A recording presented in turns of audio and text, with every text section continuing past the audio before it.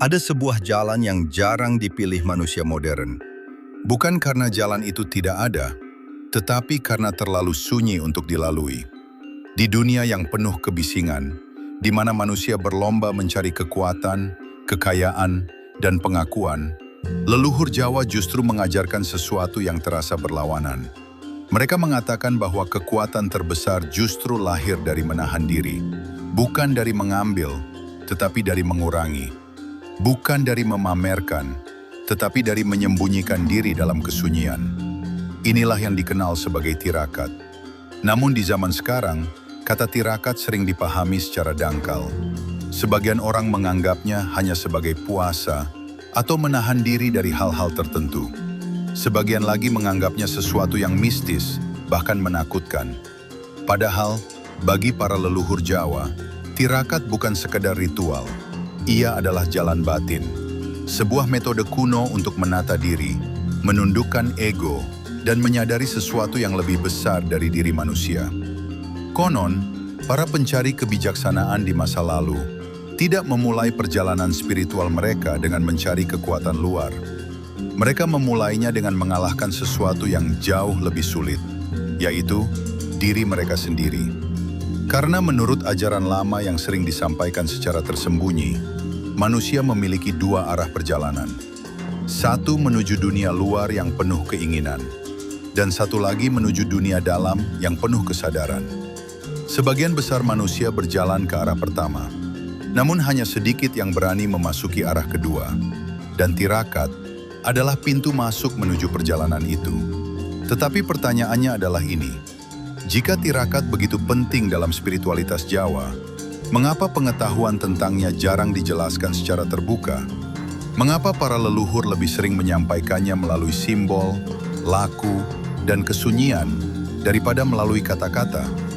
Dan yang lebih menarik lagi, apakah tirakat benar-benar hanya praktik lama yang relevan bagi masa lalu? Atau justru sebuah kunci yang bisa mengubah cara manusia memahami dirinya sendiri? Dalam video ini, kita akan menelusuri sesuatu yang sering tersembunyi di balik tradisi Jawa. Kita akan membahas mengapa tirakat menjadi salah satu jalan spiritual yang paling dihormati oleh para leluhur. Apa makna sebenarnya di balik laku menahan diri? Dan bagaimana kesunyian yang tampak sederhana itu sebenarnya menyimpan sebuah ilmu tentang pengendalian diri, kesadaran, dan kedewasaan batin. Karena mungkin, tanpa kita sadari, di tengah dunia yang semakin bising ini, manusia justru semakin jauh dari sesuatu yang dulu sangat dipahami oleh para leluhur, yaitu seni untuk berhenti sejenak dan kembali mengenal dirinya sendiri. Jika kamu siap memahami perjalanan ini lebih dalam, maka kita harus kembali melihat ke masa lalu, ke sebuah zaman ketika tirakat bukan dianggap aneh, tetapi justru dipandang sebagai jalan menuju kebijaksanaan. Untuk memahami mengapa tirakat menjadi jalan spiritual dalam tradisi Jawa, kita harus mundur jauh ke masa lalu. Jauh sebelum dunia modern mengenal konsep pengembangan diri, sebelum manusia berbicara tentang kesadaran atau mindfulness, leluhur Nusantara telah mengenal satu prinsip yang sangat sederhana namun dalam, bahwa manusia tidak hanya hidup di dunia luar, ia juga hidup di dunia batinnya sendiri. Dalam berbagai naskah Jawa kuno, seperti serat-serat kebijaksanaan yang diwariskan secara turun-temurun, manusia sering digambarkan sebagai makhluk yang berada di antara dua kekuatan. Satu menariknya menuju keinginan duniawi, sementara yang lain memanggilnya menuju kesadaran dan kebijaksanaan. Disinilah tirakat mulai dipahami. Tirakat bukan sekedar praktik menahan makan atau tidur. Ia adalah cara untuk mengurangi kebisingan dalam diri, agar manusia bisa mendengar sesuatu yang selama ini tertutup oleh keinginan dan kesibukan hidup. Para leluhur memahami satu hal penting yang sering dilupakan manusia modern. Semakin banyak seseorang mengikuti dorongan hawa nafsunya, semakin sulit ia memahami dirinya sendiri. Karena keinginan selalu berbicara dengan suara yang keras, sementara kebijaksanaan selalu datang dengan suara yang pelan. Dalam berbagai kisah spiritual Jawa, para pencari makna sering digambarkan meninggalkan keramaian untuk sementara waktu. Mereka menyepi di tempat sunyi, mengurangi makan, menahan keinginan, bahkan membatasi bicara. Bagi orang luar, hal ini terlihat aneh. Namun bagi mereka yang memahami filosofi di baliknya, tirakat adalah alat untuk membersihkan cermin batin. Bayangkan sebuah danau yang airnya selalu diguncang angin. Permukaannya tidak akan pernah tenang, sehingga ia tidak bisa memantulkan apapun dengan jelas. Tetapi ketika angin berhenti, air itu perlahan menjadi tenang. Dan ketika air benar-benar tenang, barulah ia mampu memantulkan langit dengan sempurna. Begitulah cara leluhur Jawa memandang batin manusia. Selama batin terus dipenuhi oleh keinginan, emosi, dan kesibukan dunia, manusia akan sulit melihat kebenaran tentang dirinya sendiri. Tirakat adalah cara untuk menenangkan air itu. Namun ada alasan lain mengapa ajaran ini sering disampaikan secara tersembunyi. Di masa lalu, pengetahuan tentang pengendalian diri dianggap sangat berharga. Ia tidak diajarkan secara sembarangan, karena tanpa kedewasaan batin, seseorang bisa salah memahami maknanya. Sebagian orang mungkin menjalankan tirakat hanya untuk mencari kekuatan, kesaktian, atau pengaruh. Padahal bagi para bijak Jawa, tujuan sebenarnya jauh lebih sederhana dan lebih dalam. Tirakat bukan untuk membuat manusia lebih kuat dari orang lain, tetapi untuk membuat manusia lebih mampu mengendalikan dirinya sendiri. Inilah sebabnya dalam banyak ajaran kebijaksanaan lama, seseorang yang mampu menundukkan dirinya sendiri dianggap lebih kuat daripada seseorang yang mampu menundukkan banyak orang. Dan menariknya, prinsip ini tidak hanya ditemukan dalam tradisi Jawa. Banyak tradisi kebijaksanaan di berbagai peradaban juga berbicara tentang hal yang sama, bahwa manusia yang ingin memahami kehidupan harus terlebih dahulu belajar mengendalikan dirinya. Namun dalam budaya Jawa, cara untuk melatih hal itu sering diwujudkan melalui laku tirakat, sebuah jalan yang sunyi, sederhana, tetapi penuh makna. Dan di balik kesederhanaan itulah tersimpan sebuah pemahaman penting, bahwa terkadang untuk menemukan sesuatu yang paling berharga dalam hidup, manusia justru harus belajar mengurangi banyak hal yang selama ini ia kejar. Tetapi ini baru permulaan dari pemahaman tentang tirakat. Karena di balik praktik menahan diri itu, terdapat lapisan makna yang jauh lebih dalam, tentang bagaimana manusia berhadapan dengan ego, keinginan, dan kesadaran dirinya sendiri. Dan di bagian berikutnya, kita akan mulai membuka satu persatu mengapa tirakat bukan sekadar tradisi lama, tetapi sebuah metode untuk menata batin manusia. Untuk benar-benar memahami tirakat, kita harus terlebih dahulu memahami satu hal yang sering diabaikan manusia modern. Sebagian besar manusia mengira bahwa kebebasan berarti bisa melakukan apa saja yang mereka inginkan. Namun dalam kebijaksanaan lama, terutama dalam tradisi Jawa, kebebasan justru dipahami secara berbeda. Bukan tentang mengikuti semua keinginan, tetapi tentang tidak diperbudak oleh keinginan itu sendiri. Inilah inti dari tirakat. Tirakat adalah latihan untuk melihat dengan jujur bagaimana keinginan bekerja di dalam diri manusia. Ketika seseorang mencoba menahan makan, menahan bicara, atau menahan kenyamanan, sebenarnya ia sedang menghadapi sesuatu yang jauh lebih dalam daripada sekedar rasa lapar atau lelah. Ia sedang berhadapan dengan dirinya sendiri. Bayangkan seseorang yang terbiasa mendapatkan semua yang ia inginkan dengan mudah. Ketika rasa lapar datang, ia langsung makan.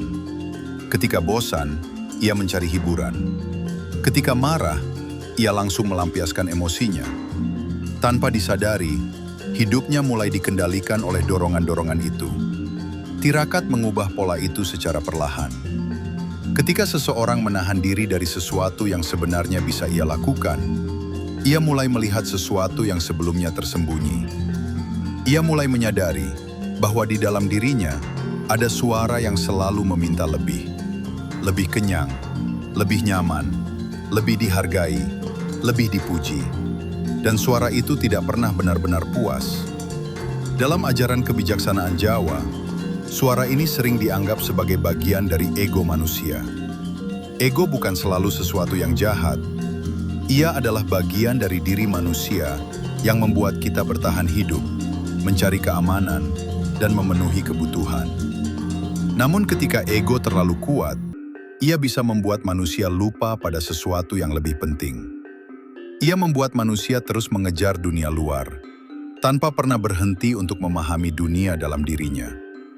Disinilah tirakat memainkan perannya. Ketika seseorang secara sadar mengurangi kenyamanan hidupnya untuk sementara waktu, ia mulai melihat bagaimana ego bereaksi. Ia mungkin merasa gelisah, ia mungkin merasa tidak nyaman, bahkan terkadang ia merasa ingin menyerah. Namun justru disitulah pelajaran sebenarnya dimulai. Karena setiap kali seseorang mampu menahan dorongan itu, ia sedang melatih sesuatu yang sangat penting dalam kehidupan spiritual, yaitu kesadaran diri. Para leluhur Jawa sering mengatakan bahwa manusia yang belum mampu mengendalikan dirinya akan selalu dikendalikan oleh keadaan. Ia mudah tersinggung, mudah marah, mudah kecewa. Namun manusia yang telah melatih dirinya melalui laku batin seperti tirakat akan memiliki ruang di dalam dirinya. Ruang untuk berhenti sejenak sebelum bereaksi. Dan ruang itu adalah awal dari kebijaksanaan. Bayangkan seorang pemanah yang sedang membidik target. Sebelum anak panah dilepaskan, ia harus menahan napas sejenak. Ia tidak boleh terburu-buru. Jika ia tergesa-gesa, panahnya akan meleset. Begitu pula dengan kehidupan manusia. Tirakat mengajarkan manusia untuk menahan sejenak sebelum bertindak, untuk tidak selalu mengikuti dorongan pertama yang muncul di dalam dirinya. Namun ada satu hal menarik yang sering tidak disadari. Banyak orang menjalani tirakat dengan tujuan tertentu. Mereka berharap mendapatkan kekuatan batin, keberuntungan, atau bahkan sesuatu yang dianggap sakral. Padahal dalam kebijaksanaan lama, tirakat bukanlah alat untuk mendapatkan sesuatu dari luar. Justru sebaliknya, tirakat adalah cara untuk melepaskan sesuatu dari dalam diri manusia. Melepaskan keserakahan, melepaskan keangkuhan, melepaskan keterikatan yang berlebihan pada dunia. Namun pertanyaan yang lebih dalam adalah ini.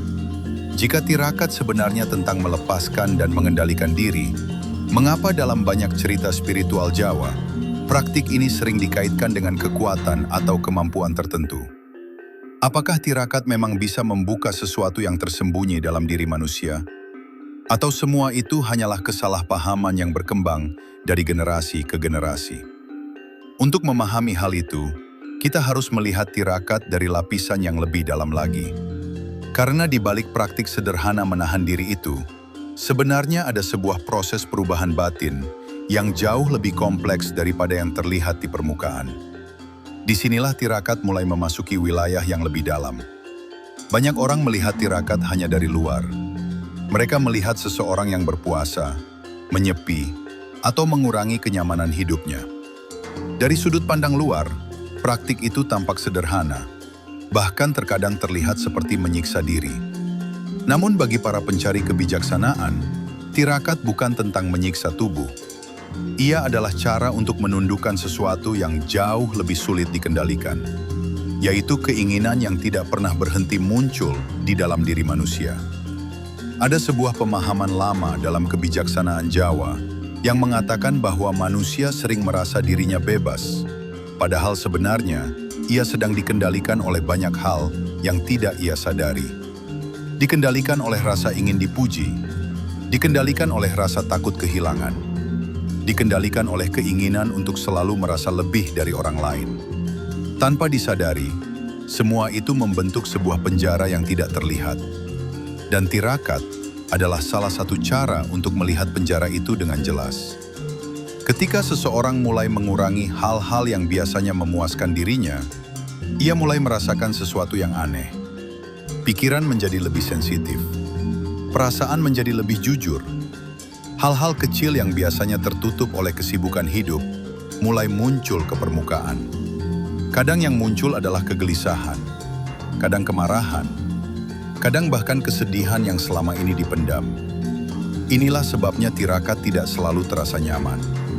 Karena ketika manusia mulai memperlambat hidupnya, ia mulai melihat apa yang selama ini ia hindari. Namun justru disitulah proses perubahan batin terjadi. Dalam banyak ajaran kebijaksanaan lama, manusia digambarkan seperti sebuah rumah yang dipenuhi berbagai suara. Ada suara keinginan, suara ketakutan, suara ego, dan suara kesadaran. Masalahnya, suara keinginan seringkali yang paling keras, sehingga manusia jarang mendengar suara yang lebih tenang dan lebih dalam. Tirakat bekerja dengan cara yang sangat sederhana. Ia tidak mencoba melawan suara-suara itu secara langsung. Ia hanya mengurangi kebisingan yang membuat suara itu semakin kuat. Ketika makan dikurangi, ketika kesibukan dikurangi, ketika manusia belajar diam lebih lama, perlahan-lahan batin mulai menjadi lebih tenang. Dan ketika batin mulai tenang, sesuatu yang sebelumnya sulit dipahami mulai terlihat dengan lebih jelas. Inilah yang oleh sebagian orang disebut sebagai ketajaman rasa. Bukan kemampuan mistis seperti yang sering dibayangkan, tetapi sebuah kepekaan batin untuk melihat kehidupan dengan lebih jernih. Orang yang telah melalui proses ini sering mulai menyadari sesuatu yang sederhana namun sangat penting. Bahwa banyak penderitaan manusia sebenarnya bukan berasal dari dunia luar, tetapi dari cara manusia bereaksi terhadap dunia itu. Ketika seseorang terlalu melekat pada keinginan, setiap kehilangan akan terasa menyakitkan. Ketika seseorang terlalu terikat pada pengakuan orang lain, setiap kritik akan terasa seperti ancaman. Namun ketika seseorang mulai melatih dirinya untuk tidak selalu mengikuti dorongan ego, ia mulai merasakan kebebasan yang berbeda. Kebebasan untuk tetap tenang ketika keadaan berubah. Inilah sebabnya dalam beberapa cerita kebijaksanaan Jawa, orang yang menjalani tirakat sering digambarkan memiliki ketenangan yang tidak mudah digoyahkan. Bukan karena hidup mereka selalu mudah, tetapi karena mereka tidak lagi sepenuhnya dikendalikan oleh keadaan luar. Sayangnya, di zaman sekarang banyak orang salah memahami tirakat. Sebagian orang menganggapnya sebagai cara untuk mendapatkan kekuatan gaib atau kemampuan tertentu. Sebagian lagi justru menolaknya karena menganggapnya praktik yang tidak masuk akal. Padahal makna yang lebih dalam seringkali jauh lebih sederhana. Tirakat bukan tentang menjadi seseorang yang luar biasa. Ia tentang menjadi manusia yang lebih sadar terhadap dirinya sendiri. Namun ada satu pertanyaan penting yang masih tersisa. Jika tirakat memiliki makna sedalam ini, apakah praktik ini masih relevan di kehidupan modern yang serba cepat? Apakah manusia yang hidup di tengah teknologi, pekerjaan, dan kesibukan masih bisa mengambil pelajaran dari jalan sunyi para leluhur ini? Jawabannya mungkin akan mengejutkan. Karena justru di dunia yang semakin bising ini, pelajaran dari tirakat bisa menjadi salah satu cara paling sederhana untuk mengembalikan keseimbangan hidup manusia. Sekarang muncul pertanyaan yang paling penting. Jika tirakat adalah jalan untuk menata batin dan memahami diri, bagaimana ajaran ini bisa diterapkan dalam kehidupan kita hari ini? Karena tidak semua orang bisa pergi ke tempat sunyi, menyepi berhari-hari, atau menjalani laku seperti para pencari kebijaksanaan di masa lalu. Namun sebenarnya, inti dari tirakat tidak selalu terletak pada bentuk lahiriahnya. Yang terpenting adalah sikap batin yang dilatih di dalamnya. Tirakat pada dasarnya adalah latihan untuk mengendalikan diri sebelum keinginan mengendalikan kita. Dan latihan itu bisa dimulai dari hal-hal yang sangat sederhana. Misalnya, belajar menahan diri ketika emosi muncul. Tidak langsung membalas kata-kata yang menyakitkan. Tidak langsung mengikuti dorongan untuk marah. Dalam momen seperti itu, manusia sebenarnya sedang menjalani bentuk tirakat yang paling nyata. Karena yang sedang ia tahan bukan sekadar tindakan, tetapi reaksi batinnya sendiri. Contoh lain yang lebih sederhana adalah belajar mengurangi sesuatu yang berlebihan dalam hidup.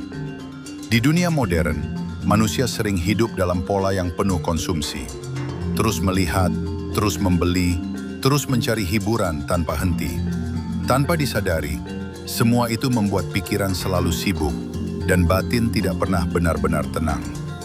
Disinilah semangat tirakat bisa menjadi penyeimbang. Bukan berarti manusia harus meninggalkan dunia, tetapi sesekali mengurangi sesuatu yang tidak benar-benar dibutuhkan. Mengurangi kebisingan, mengurangi distraksi, mengurangi keinginan yang tidak perlu. Ketika seseorang mulai melakukan itu, ia akan merasakan sesuatu yang menarik. Pada awalnya mungkin terasa tidak nyaman. Ada rasa gelisah, seolah-olah ada sesuatu yang hilang. Namun setelah beberapa waktu, batin mulai menemukan ritme yang berbeda. Pikiran menjadi lebih jernih, emosi lebih stabil, dan keputusan hidup tidak lagi didorong oleh dorongan sesaat. Dalam banyak tradisi kebijaksanaan, proses seperti ini sering dianggap sebagai latihan kedewasaan batin. Karena manusia yang dewasa bukanlah manusia yang selalu mendapatkan apa yang ia inginkan, tetapi manusia yang mampu memilih mana yang layak diikuti dan mana yang harus dilepaskan. Ada juga satu bentuk tirakat yang sangat sederhana namun sangat kuat, yaitu belajar diam. Di dunia yang penuh opini dan perdebatan, manusia sering merasa harus selalu berbicara, selalu menanggapi, selalu menunjukkan pendapatnya. Namun terkadang, justru dalam diam seseorang bisa memahami lebih banyak hal. Diam memberi ruang bagi manusia untuk mengamati dirinya sendiri, untuk melihat apakah kata-kata yang ingin ia ucapkan berasal dari kebijaksanaan atau hanya dari ego. Dalam banyak ajaran spiritual, kemampuan untuk menahan diri seperti ini dianggap sebagai tanda kekuatan batin yang sesungguhnya. Bukan kekuatan yang terlihat dari luar, tetapi kekuatan yang membuat seseorang tetap tenang, bahkan ketika keadaan tidak berjalan sesuai harapan. Namun ada satu hal penting yang perlu diingat.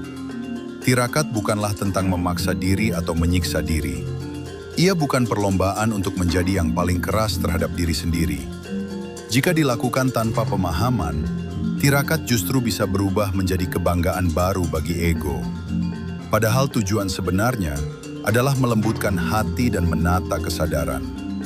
Karena pada akhirnya, jalan spiritual dalam banyak kebijaksanaan lama selalu kembali pada satu hal yang sama, bahwa manusia yang paling kuat bukanlah yang mampu menguasai dunia, tetapi yang mampu menguasai dirinya sendiri. Dan tirakat, dalam tradisi Jawa, adalah salah satu cara sederhana untuk mulai belajar melakukan itu.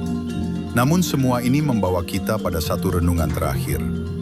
Jika manusia modern terus hidup dalam kebisingan dan keinginan yang tidak pernah berhenti, mungkinkah sebenarnya yang paling dibutuhkan manusia hari ini bukan lebih banyak hal untuk dikejar, melainkan lebih banyak hal yang perlu ia lepaskan? Mari kita simpulkan perjalanan ini. Pada akhirnya, tirakat bukan sekedar praktik lama yang hanya milik masa lalu. Ia adalah sebuah pengingat. Pengingat bahwa di balik semua kesibukan hidup, manusia masih memiliki satu perjalanan yang sering terlupakan.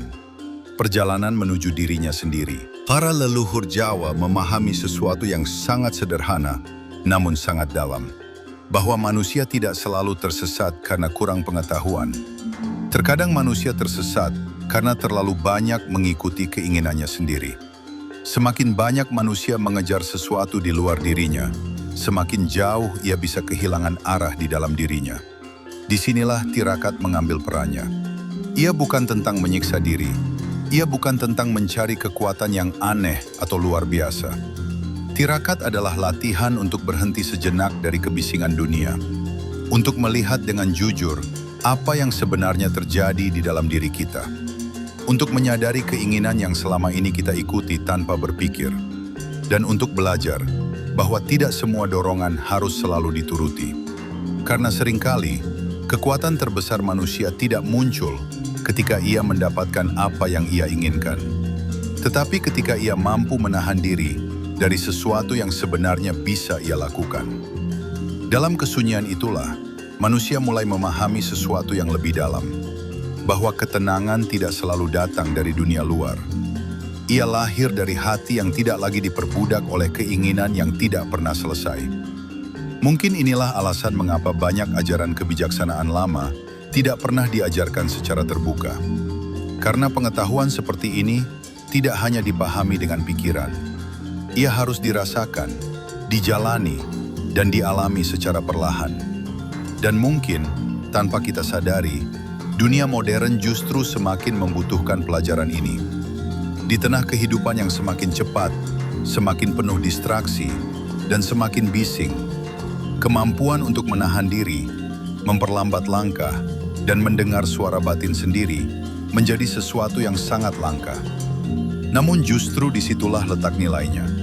Karena terkadang, jalan menuju pemahaman yang paling dalam tidak dimulai dengan menambah sesuatu dalam hidup kita, tetapi dengan mengurangi apa yang tidak benar-benar kita butuhkan. Dan mungkin, pertanyaannya sekarang bukan lagi apakah tirakat masih relevan atau tidak, tetapi pertanyaan yang jauh lebih jujur adalah ini. Di tengah semua yang kita kejar hari ini, kapan terakhir kali kita benar-benar berhenti sejenak dan bertanya pada diri sendiri, kemana sebenarnya hidup ini sedang kita arahkan? Jika perjalanan ini membuatmu melihat sesuatu dengan cara yang berbeda, mungkin inilah saatnya untuk mulai memperhatikan hal-hal yang sering terlewatkan dalam kehidupan sehari-hari. Karena kadang, kebijaksanaan terbesar tidak selalu datang dari hal-hal yang besar, tetapi dari kesadaran kecil yang perlahan mengubah cara kita menjalani hidup.